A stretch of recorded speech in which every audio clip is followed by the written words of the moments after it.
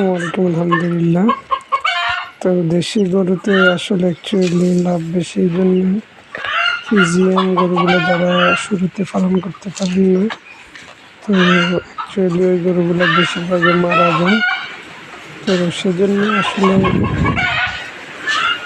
সেক্ষেত্রে দেশি গরুগুলো যদি আপনি পালন করেন তাহলে মোটামুটি লস হবে না।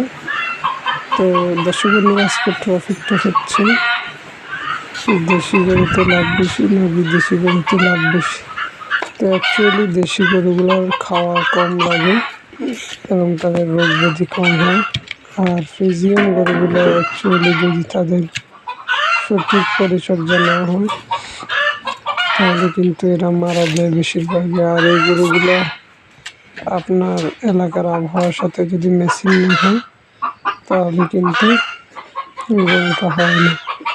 তো দেশি গরুর ক্ষেত্রে কিন্তু যে কোনো জায়গায় হয়, কারণ এগুলোতে আমাদের দেশীয় আবহাওয়ার সাথে ম্যাচ খায়। তো সেক্ষেত্রে এই জন্যেই আমি বলেছিলাম যে দেশি গরু পালন করবেন না বিদেশি গরু।